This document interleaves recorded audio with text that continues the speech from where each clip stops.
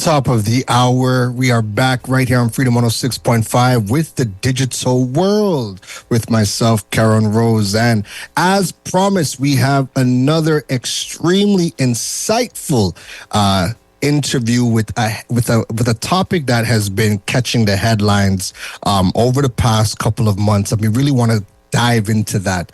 So today I have two esteemed guests with me to cover the topic. First up, we have Mr. Alister Noel, the Senior Manager for Macroeconomics and Payments at the Central Bank of Trinidad and Tobago. He has over 25 years of experience in both the public and private financial sectors of TNT. His background spans mortgage underwriting, the development and marketing of mortgage-backed securities, and asset management for both third-party funds, including private pensions and proprietary funds, and management and oversight of domestic foreign exchange market. I feel like we're going to have a lot of questions for Mr. Noel.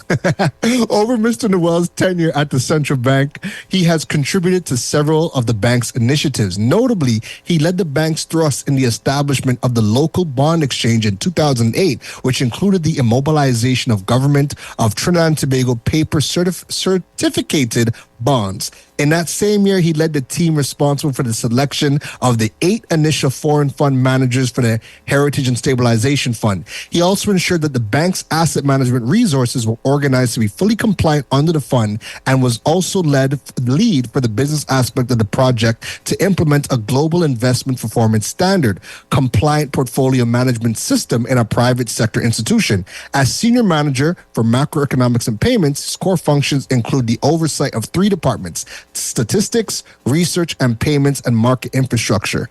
The bank tasked the payments and market infrastructure department with the oversight and modernization of the payment system.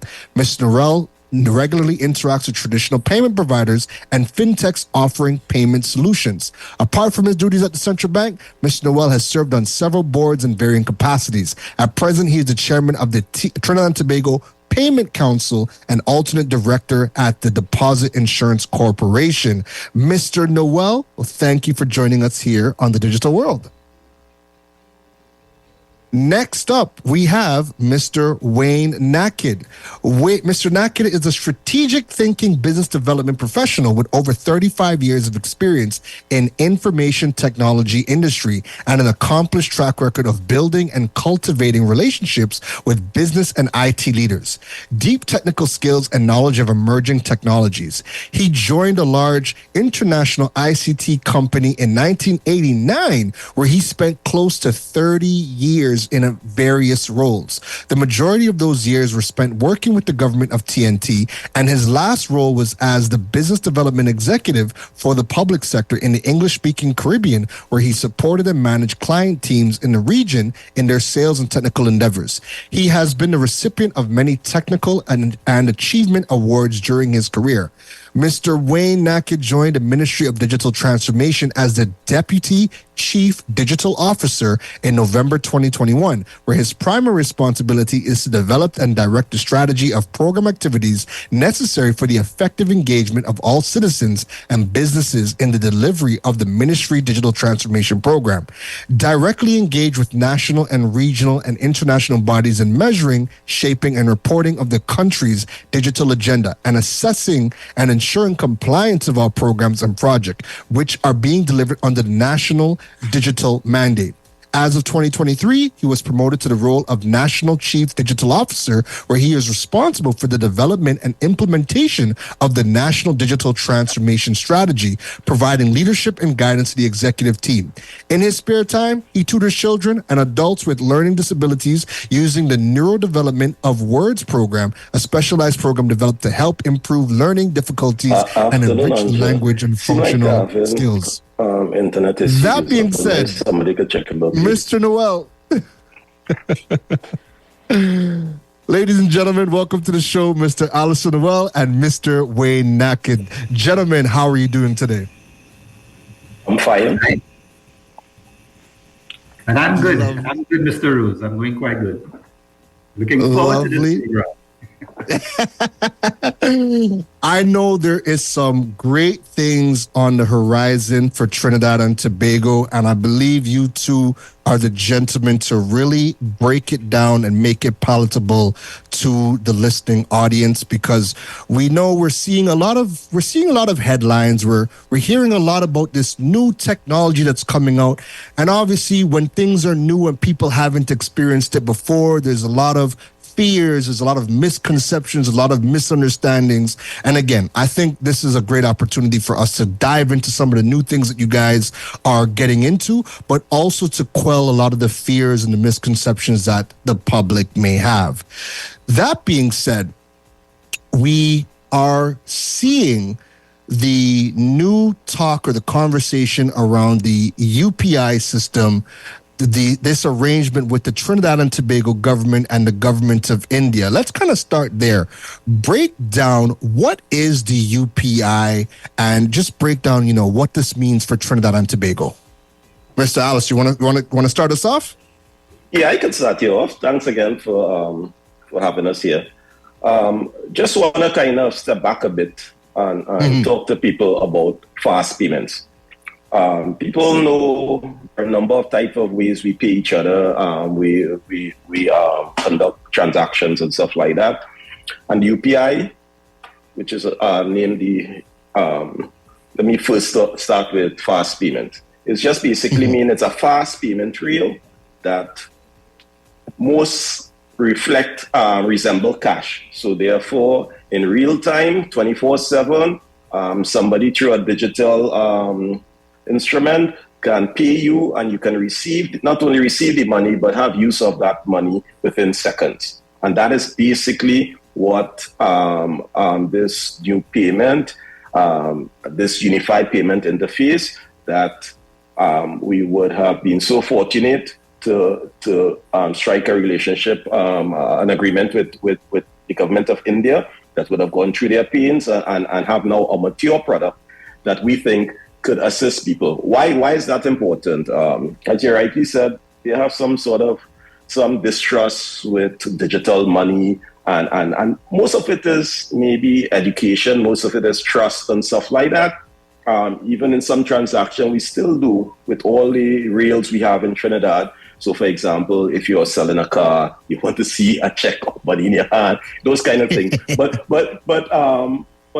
once you have a reliable system where this person said he sent it, I looked on my phone, I saw I received it, I know I now could invest it in well, I wouldn't call it any bank or anything, in any other investment vehicle. One time, it's as like if a man gave me cash in my hand right there. So it's basically it's a new solution trying to offer to the public. That will hopefully provide some sort of confidence to the public that this really is as safe as cash, and in fact more convenient than cash. Mr. Nakhid, let me put this to you. How has fast payments been changing the world? I mean, you've been in the technology space for quite some time. How has fast payments and these types of technologies been changing the world? All right, let me make a couple of comments, Kieran, if you don't mind, before. Yeah, of course. Go ahead. So I know you alluded to at the start of the program, a cashless society. In fact, we are not aiming for a cashless society. We're aiming for a less cash society. Right? I was going to bring that up later on, but go ahead. Go ahead. This is all about a less cash, because I'm seeing all of the, I'm going to call all of the noise in the public domain. And as Alister said, this is just a real-time payment system using your phone. Simple. People currently use credit cards, they use debit cards, and it's normal. It's a form of payment. As I was telling someone recently, when I use my credit card or my debit card, what is that transaction? It's a no cash transaction, or it's a cashless transaction. So I just wanted to clear that up, because as I say, I know there's a lot of talk in the public about, we are becoming a cashless society. No, we are becoming a less cash society. And we're going to talk later on about some of the benefits of what we're doing.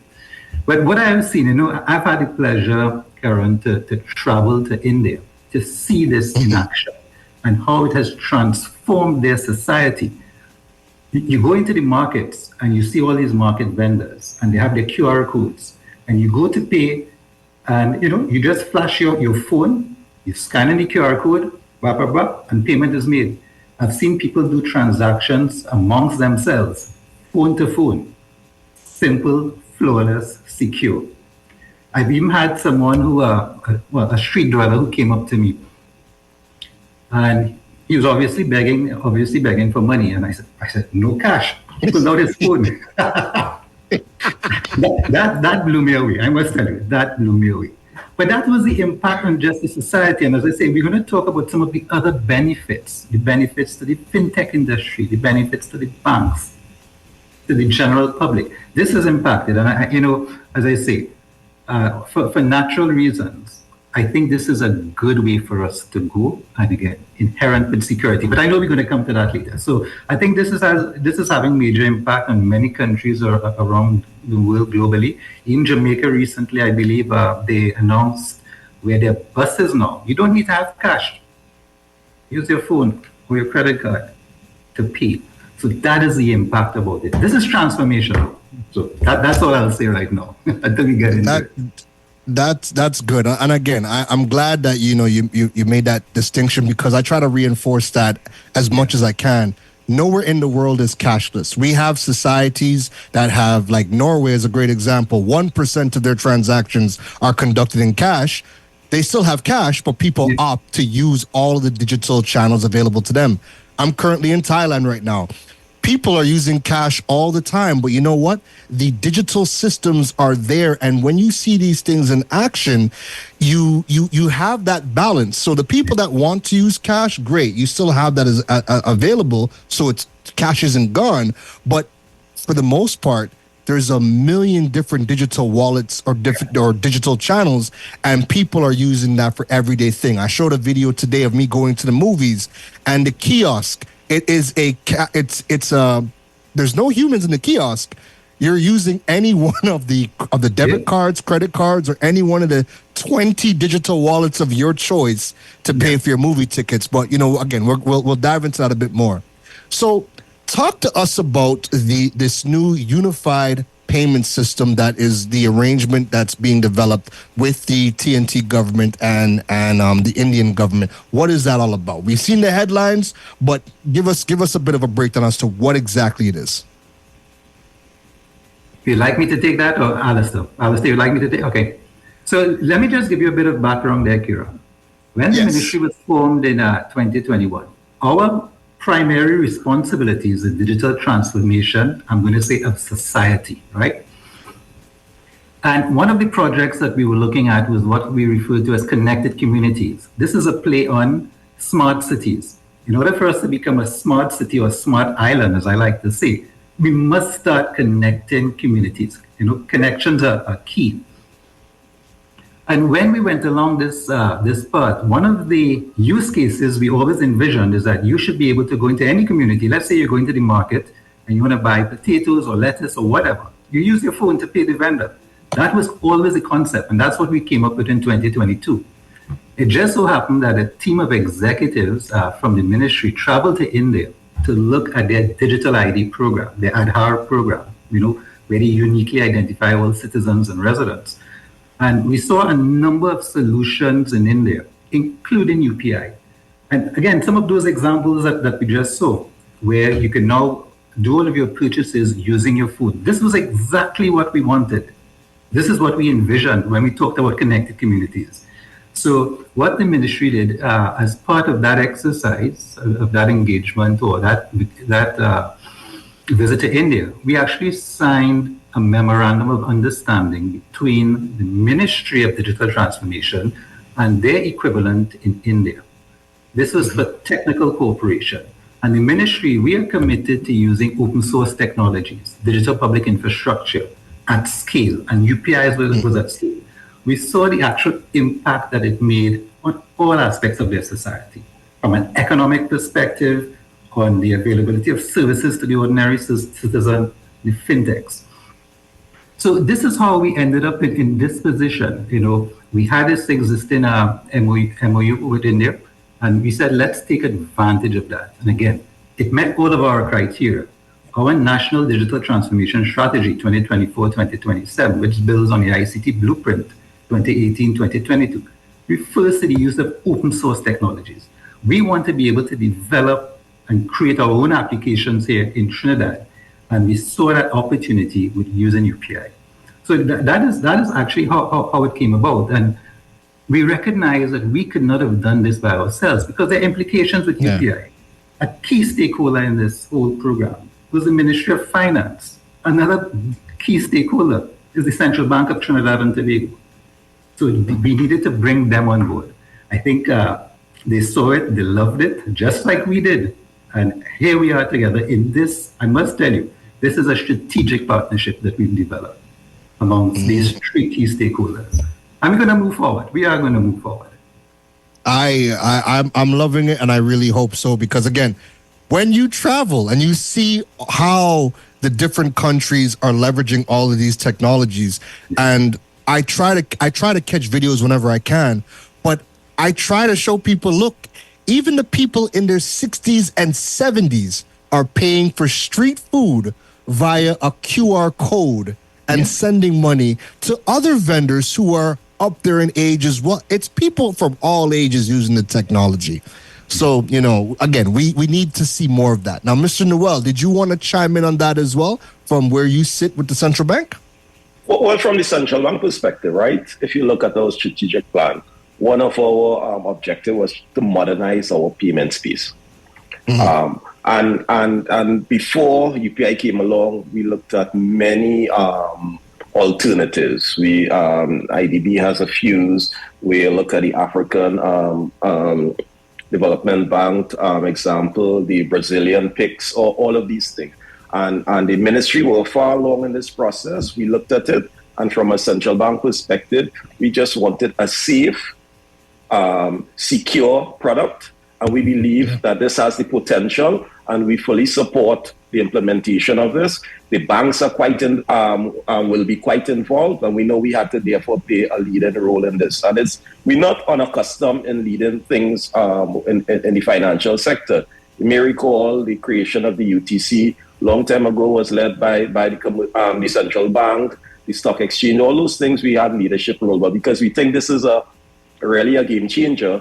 And we really wanted to be a part of shepherding this development. Lovely. Now, the public, for people that haven't visited a country and been able to test these things or play with them, touch them to understand the benefits as to why the central bank and why the Ministry of Digital Transformation is so gung-ho and getting this off the ground here, what are some of the key benefits of fast payments that you guys are really excited about? And Alister, you can start us off. Okay. Well, one of the things is just that, like it or not, we have challenge with our crime situation, and carrying around cash is one thing that may create a bit of a problem on our end. This is something now with the appropriate security and stuff like that, you don't have to worry about that, right? This is something that also will drive some of the small and medium enterprises that have challenges developing formal relationships with other financial institutions and may look at the cost of a point-of-sale machine and stuff like that to the size of their business, that if this is kind of popularized kind of thing, this would be a method in which you could kind of basically grow your customer base and stuff like that. But we really think it's just a convenience to people. You have to pay your gardener, you have to pay, I think COVID teaches us a lot of things, and as you rightly say, when people travel, you're basically forced to use it. But just like in COVID, we were forced to use solutions, not as advanced as this, but we already had in the system, but we were forced and we used it and we continue to use it. I think those are some of the things that I would think that the public could look forward to once implemented appropriately and taking into consideration our Trini likes or Trinidad and Tobago likes and dislikes, because we have to localize it. Mr. Nakhid, talk to us about some of the benefits of fast payments from where you sit. All right, so I couldn't agree more with the points that Alister mentioned. I think those are critical points. If I was to look, Trinidad and Tobago, we currently have, I would say, I think based on the last survey done by the TTIFC with regards to financial inclusion, we have about 25% of our population is unbanked. So we have many people, and many of them tend to fall in the category of, let's say, they may have micro businesses, etc. And this is an opportunity for us to have targeted strategies to get them into the financial services sector. So this is all about financial inclusion. You know, many of them may not be able to, for example, access a bank loan because they have no history whatsoever. Once we can get them into this ecosystem, we're really talking about getting that unbanked population into the financial sector. I think that's a key thing. I look at, you know, the empowerment of many of those micro and small enterprises. How do they expand their business? It goes back to that same thing, you know, the accessibility for loans, credit history, etc. And there's also, to me, a big benefit for the fintechs. You know, we have some very good people. We have great people in Trinidad and Tobago from an ICT perspective. The fintech sector is no different. And this platform really allows the fintech sector to come to the fore, start developing applications on top of this UPI ecosystem. When you look at what, again, India has done and some of the other countries and all the various applications, you know, the interfaces that you can build, the putting of QR codes onto various documents so that you can do payment. You know, one of the things that we are responsible for is looking at end-to-end services. And typically those services end with some form of payment. If you don't have a credit card, if you don't have a debit card, what do? You have to go to some physical place to pay. You know, you should be able to just scan using your phone if you don't have a debit card or credit card and effect payment. That's what. So to me, those are some of the benefits. Those are some of the benefits that we see. I just want to add one more thing, Wayne, that is in your backyard. And it's just that the government pays a lot of people. We have a lot of beneficiaries. We have and the thing is, you hear from time fraudulent checks and all those kind of things.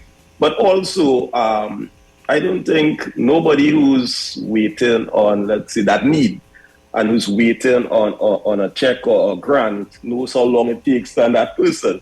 So this system will hopefully just speed up that process, that you know that this is going to come at this point in time, you're going to get it, you can do things with it. So it's from that group of people that really are waiting for that benefit from government grant or whatever it is, that this is something that we hope that could assist them as well in how quickly it's done and what they can do with it after. Yeah, those are some great points. And to add to that, I encourage people to go look up Prompt Pay, PROMPT, Prompt Pay. That is the Thai government's digital wallet that allows them to send out all of their remittances to their citizens for social services, grants, you name it. Everything gets pushed out through Prompt Pay. And on top of that, every single business, from the large businesses to the metro stations to the street vendors, they all accept Prompt Pay QR code payments as well. It's one big integrated system where you're seeing even the elderly just pull out their phone, scan a QR code to get on the metro, or scan the QR code to buy food on the street. But the government sends out all their money through Prompt Pay. So if you want to see something that is working and working on a very large scale, go check out Prompt Pay. On top of that, I was talking about this earlier in the program to your point about why the UPI is a big deal.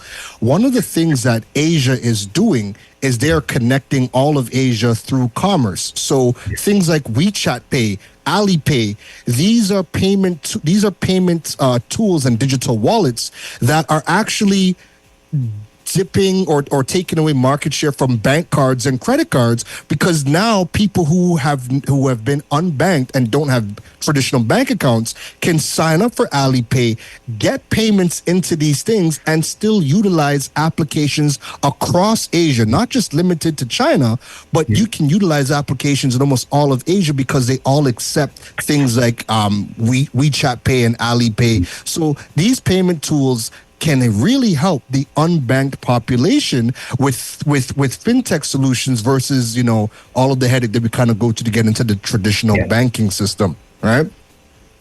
Now, how would this impact some of the other payment methods that we utilize in Trinidad and Tobago? Okay, I'll take it. We have a number of other payment methods in Trinidad and Tobago. This will be an additional one. We're hoping that we reach to a place where things are interoperable. But what it would mean, it's that from a customer end, they will demand things to me that are to their benefit. And so therefore, just in a free market, while government have to give a push and stuff like that, this will be one of the payment methods involved.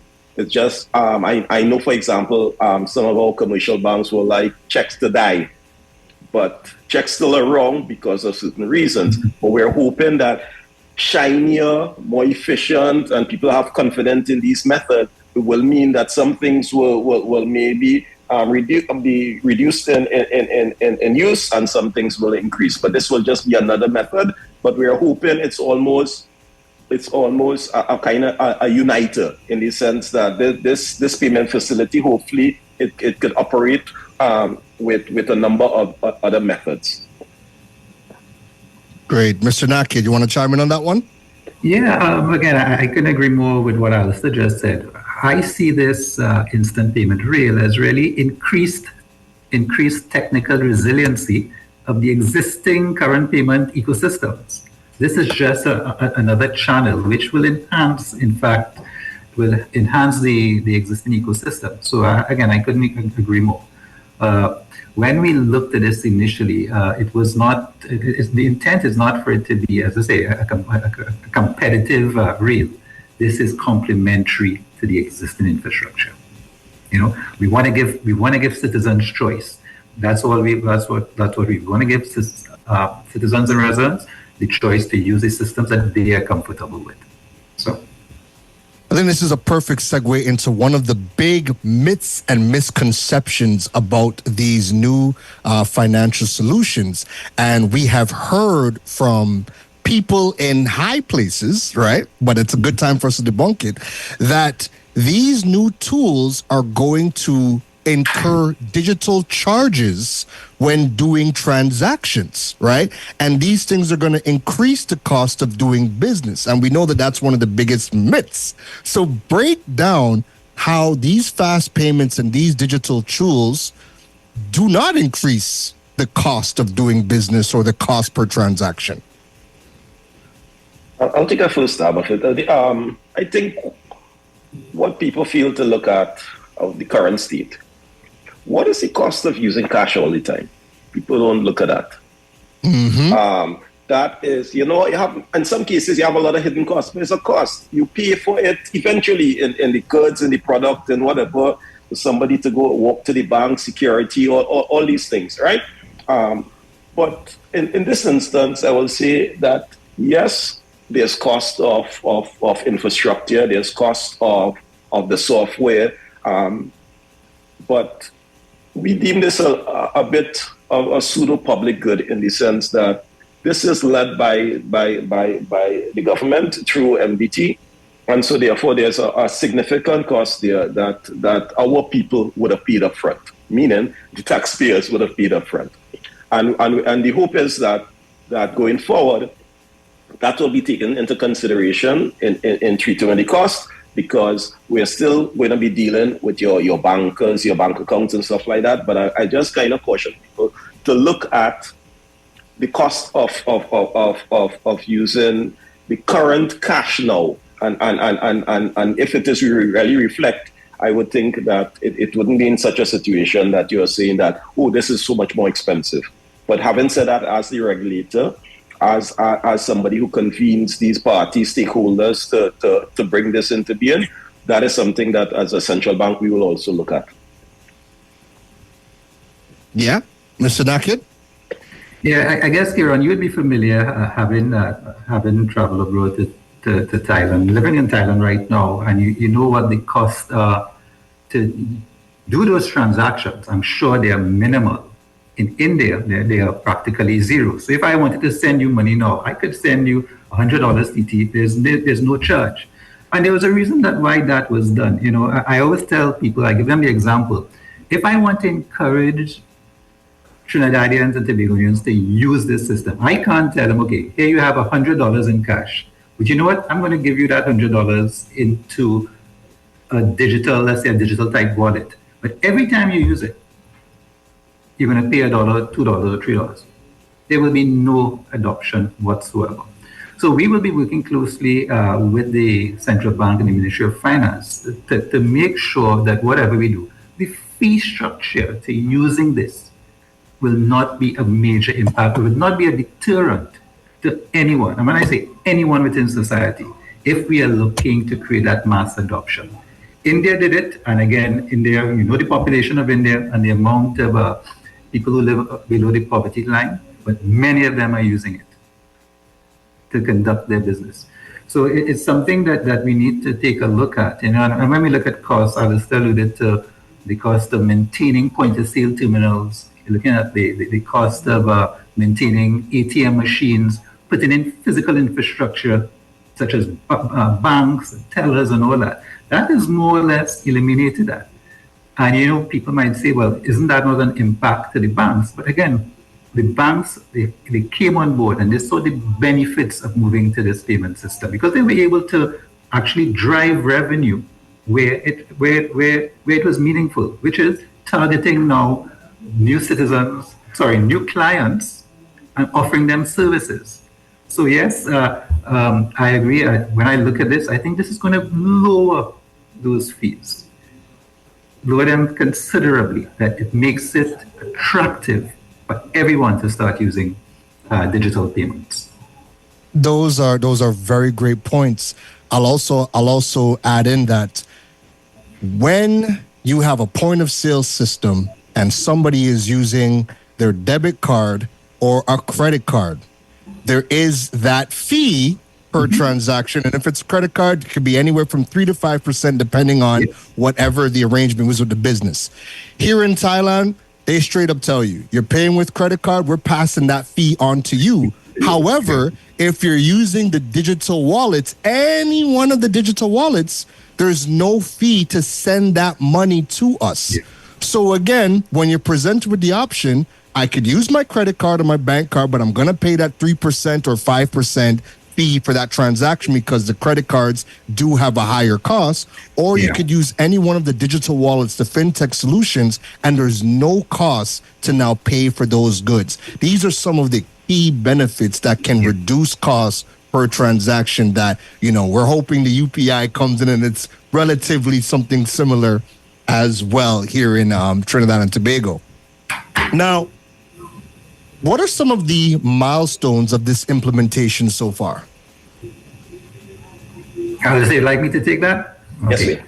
All right. So, as you know, we recently signed a license agreement with NIPL. NIPL really stands for the National Payments Corporation of India, the international limited entity, right? That took place a couple months ago. And what we are hoping is that we are going through some sensitization sessions right now, getting a better understanding as to various aspects of the project, the architecture, the governance, and getting into some more detail. We do plan to have some folks on the ground from NIPL in December. And the intent is that we are going to do what we call a sandbox We want to have that up and running within a 3-month period. It's not going to be using live data, but it will allow us to test it, see it, touch it, feel it. We're also looking to incorporate some other technologies. The ministry will be rolling out its digital ID program, which will allow and facilitate services to government services as well as public sector services. So we want to do that testing. So we are targeting maybe by the end of March, the end of the first quarter of next year, to have that sandbox, as we call it. Once we have that running and working and you can feel it and touch it, we're then going to go through maybe another 3 to 6 month period where we're going to now invite the fintechs and the banks and everything to, again, also have the same touch and feel and see that this really works. Now, having said that, we're not going to wait until that period to let the fintechs and the banks know what's going on. We're having those discussions now. We want to have those discussions now. So they know that they know what the government is doing, what the ministry and the central bank is doing. So we're going to, again, let them get a taste for it, but here they will be able to see the actual product in, I'm going to say, in a pseudo live environment. So that's the intent. And once we've done that, finish that 6-month period, we want to start, looking at some use cases. And we do have some use cases that I think we are comfortable with moving forward. Have those use cases rolled out, and then we start carrying it in a I want to say methodical approach to the wider community, wider population, because there are huge change management issues that are going to take place. This will be a shift in how we conduct our day-to-day business. So that is the intent. Mr. Alister, did you want to add to that? No, just that the central bank, we are geared up. There are some stakeholders that we have to bring on board, and we're going to do it sequentially. The banks are pivotal, commercial banks are pivotal to the success, and it's just that we had to gather sufficient information to have a complete conversation with them, and we're going to be speaking with them imminently. So therefore, we would welcome them aboard and hope that they would see the benefit of this for the country and come on board with us. How or what are the plans to sensitize the nation to the product that you guys are looking to roll out? How does the central bank, how does the Ministry of Digital Transformation educate or sensitize the nation? But also, how are you guys planning to go about building that trust? Because I think a big part of the fear as to, hey, we don't want to do too much digital because we don't have that trust in the institution. So how do we educate? But then also, how do we go about building that trust? Well, on our end, we do it in a number of ways. We currently have a public education series. Our next edition of the series would be about the UPI. You'd have had stuff done about inflation. You'd have had stuff done about climate change. And so that's part of the course for the central bank, in educating the public in as simple a way as we can on these things. But at various points in time, there will be, I would think, a fuller, a kind of a mass kind of communication with the public on this. And just to look at from the trust perspective, we take it serious at the bank as regulator, because it's not just enough to put a product out there that people are in other places have. But because it's regulated by the central bank, it's to put a product there that people feel confident that it's safe. And sometimes, like, so for example, we would have licensed a couple electronic money issuers, some wallets. And some of the challenges we have is that, while because you're innovative, you may not be accustomed of living in a regulated world. So therefore the regulator asks you questions that, but we get into it because not that we don't care about the owner, but we care about his customers. And so therefore with the UPI, it's going to be the same way. Yes, we are part of this thing, but we are going to ensure that it's not something that will ill-serve the citizens of the country. So from that end, how do we sell that? Eventually, we'll get to give all the details of the cybersecurity procedures that they have in place to make you feel comfortable that you could use this product. Mr. Nakhid. All right. So the fact, Kieran, that we are here today, this is it. This is all about sensitizing the public about what it is we are doing. And again, just to lay their fears, that is a big concern. As I said, this is transformational in nature. This is a different way of thinking. We are so accustomed to cash. So there's a lot of work that we need to do on our side. And again, we talked about trust. We want to take a bottoms-up approach when we roll out UPI. So I mentioned that we're going to be doing the sandbox in a non-live environment. Then we're going to have the various stakeholders, the banks involved, the fintechs, etc. But you know what some of the use cases, what are some of the first use cases I would like us to see us rolling this out to? Tell us. Public transportation. The taxis, the maxi taxis, the buses, just think you get out a taxi, you jump in a taxi, and you just scan the taxi man's QR code. Payment. And again, because it's an instant payment system, he is assured that money is in his account right away. So we want to take that ground up approach, starting from the bottom. So we're looking at public transportation. Everybody goes and buys doubles. Go with the doubles vendor. We want to show that, hey, here's the doubles vendor accepting payments via phones. That is what we want to do. So we want to build from the ground up, And again, those use cases, and there were quite a number that we identified between ourselves and the Ministry of Finance and the central bank, that we really want to hit the road running. Again, we want to start simple. And I think those are some great examples. And once we can get the man in the street using this a new way, using your phone to make payments, I think we're going to start seeing those trust factors coming in. And that's how we plan to move forward. But we are going to have some campaigns. I think I like what the central bank is doing with their public education awareness sessions. Yeah. And we probably need to do more of that as we roll this out, because as I say, this is really transformational. I agree 100%. I'm at the point now in Thailand where if I forget my wallet at home, that's okay, because everything's on my phone. I pay for everything on my phone. That's the only thing that I need on me. My wallet could stay at home because I really don't ever pull it out to do anything. Yep. But as we're on the topic of fears, I'd be remiss to bring up for us to discuss one of the biggest fears that has been put into the public domain is that if we were to reduce the cash flowing within Trinidad and Tobago and we're utilizing these platforms more, the government can come in and freeze people's accounts at will, and you have access to no money. That has to be top 3 biggest fears of the public. Let's talk about that. Well, I'll just speak. I'll speak on it a little bit. Just this system that we have in place does not touch your bank account. So this, if you call it a layer above the bank, it communicates with your banker, and your banker core system does initiate these transactions. So, for example, the government doesn't have to know how much money you have in your bank account. They would not know. All the system does is message, it validates, make sure that this transaction could go ahead, it goes ahead.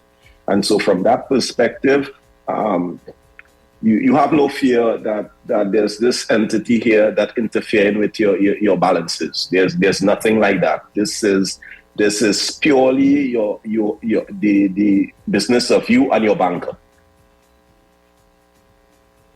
Mr. Nakhid, I know you have some things to add to that one.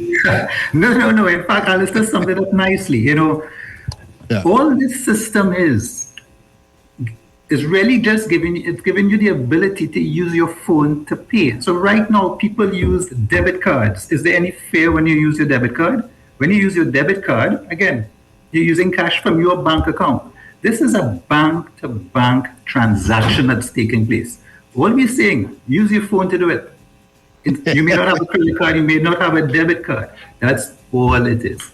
It's the ability to move money from one bank account to another using mobile technology.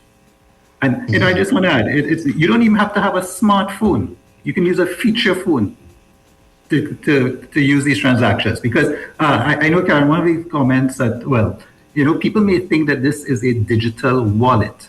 A digital wallet is one aspect of it. It's one feature that comes with the UPI ecosystem. This is really the ability to transact from bank account to bank account. And then what's another nice feature on it? Typically, if you wanted to send money if I wanted to send money to you, Kieran, I would need to know your bank account. But, I could send money to you. It could be at Karen Rose at wherever, at RBC. Or it could be Superman at RBC, anything. That's all. Or it could be, if you have a digital ID, it could be your digital ID. So it uses aliases. So it makes it easy to transact business.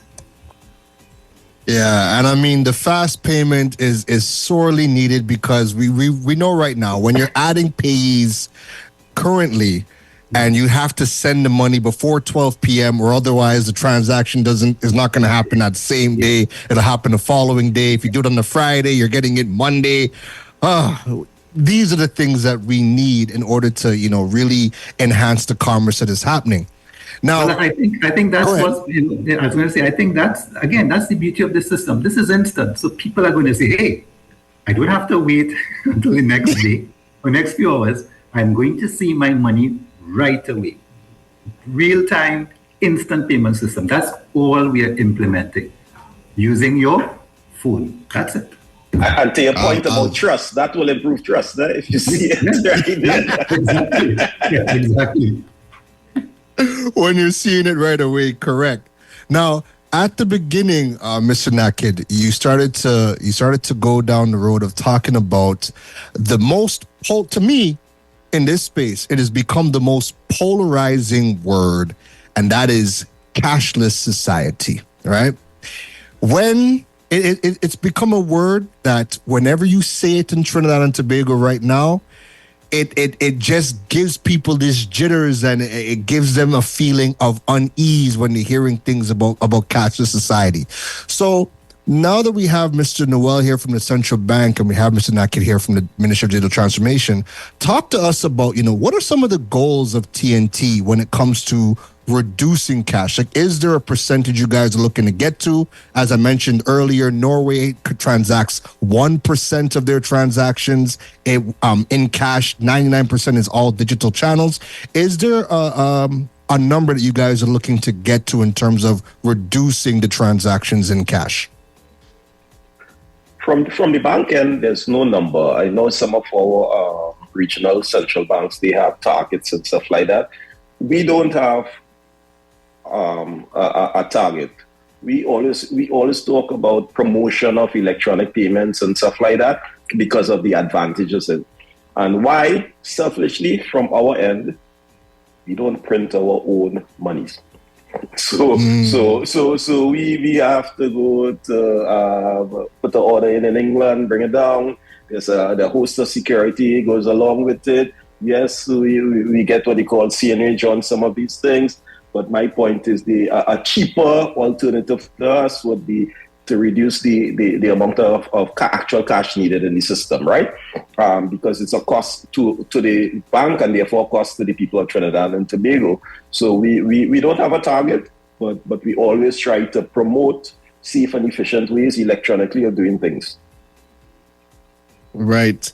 Mr. Nakhid, how do we go about reducing cash within Trinidad and Tobago? We know UPI is one, but what are some of the other strategies that you guys are trying to implement in order to reduce the level of cash that circulates in TNT? Well, I'll tell you, Kieran, that's not really one of the functions of the ministry. I would have alluded to earlier that our mandate is really the provision of end-to-end services, goods and services, the customers using the appropriate digital technology. And as we really mean that. So the ministry, we have put in place a number of major initiatives which will allude or bring us to the point where we have government services online. I want you to be able to do all of your services at your convenience, anytime, anywhere. You're living in Thailand right now, you should be able to do any government service anytime. Same thing with anybody in Trinidad and Tobago.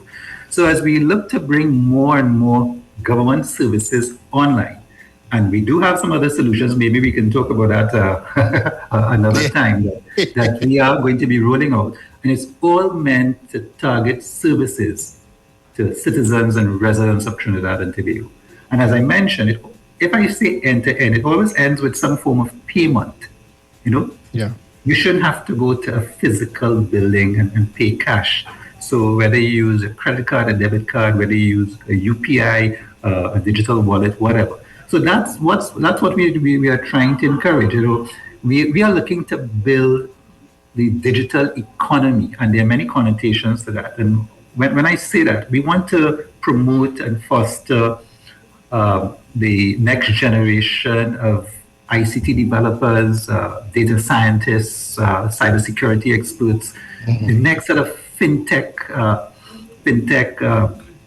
startup companies and all that. And this is a great opportunity here for them to build applications in this digital world. So again, not using cash. So that's what we are trying to promote.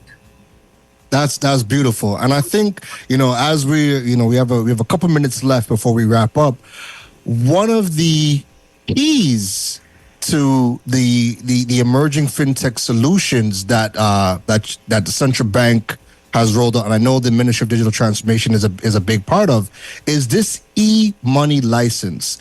Since the launch or the rollout of the e-money license, I don't think the country really understands what that is. So, Mr. Noel, from the central bank perspective, kind of walk us through what is the e-money license. We see a lot of people celebrating it, but they have no idea what it actually is. So kind of talk to us about what that e-money license is all about.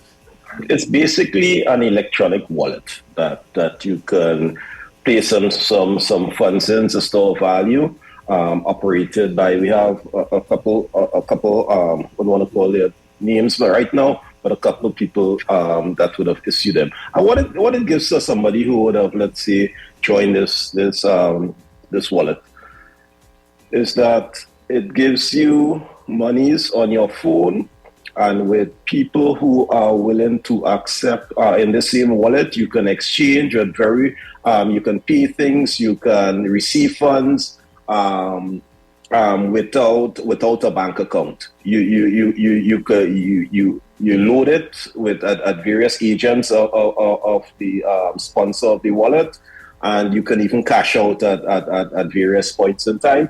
But once there's somebody who it's almost like a club card. Once you load it, you can get money in this wallet. You can use this as money at the various entities that will accept it. But I suppose like this, and it's immediate because it's the same wallet, so it's immediate transfers and stuff like that. But that is something that we need, as you had mentioned, for the UPI. I think the private actors need a little more marketing, a little more public education on these things to really let this kind of flourish. But it's a way for people who are unbanked to get into a space where they can act like somebody with a credit card, somebody with whatever, once that store accepts that wallet. Great breakdown. Mr. Nakhid, my final question for you is, how do you see the role of fintechs really helping to push Trinidad and Tobago into that next generation of great customer service, digital payments? How does fintechs, what is the role of fintechs, the way that you think they need to kind of come out and help Trinidad and Tobago grow?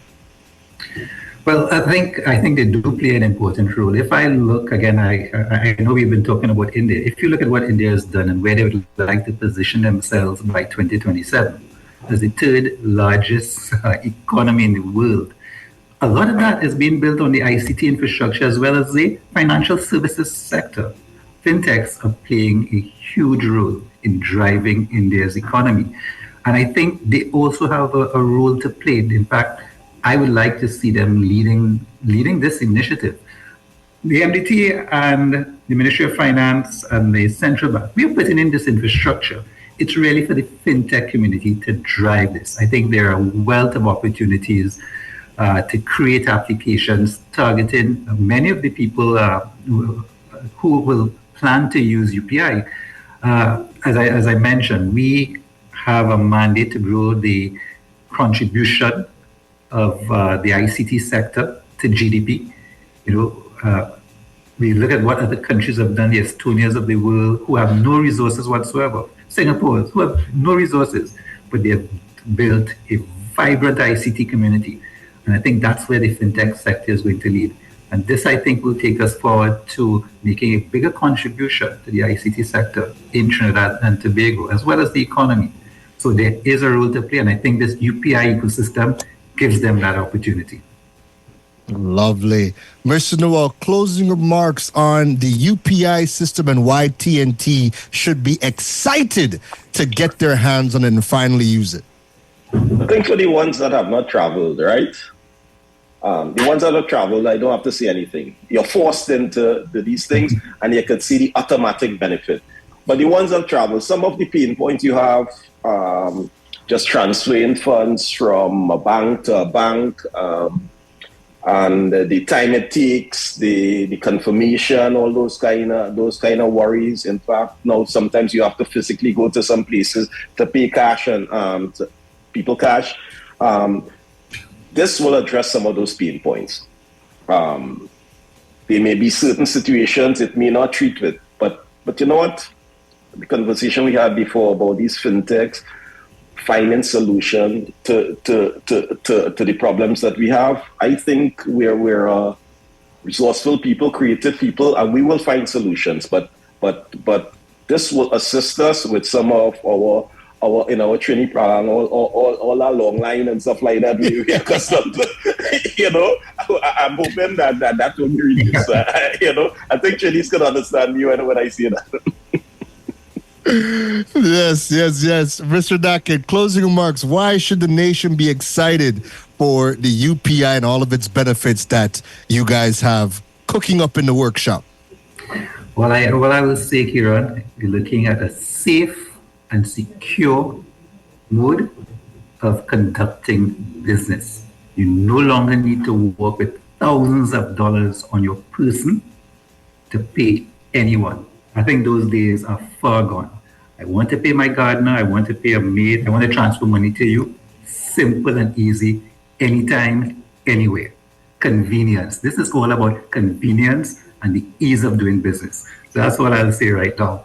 I think we can lessen crime. We have an opportunity here to reduce crime and criminal activity. Absolutely. I want to thank you, gentlemen, for taking the time and coming on the Digital World. Mr. Wayne Nakhid and Mr. Alister Noel, thank you for taking the time and sharing a lot of insights. There's a lot of good things to look forward to. I hope when I come back in 2025, I'll have my digital wallet. I can pay for my doubles. I can pay for my routine. All right, guys. Hello. You'll take me out. You'll take us out, Alister, myself, and pay for us. It's on me. Thank you, gentlemen, and I look forward to the rollouts for the UPI and moving forward. You have a good day. Thanks again. Yes. All right, lovely.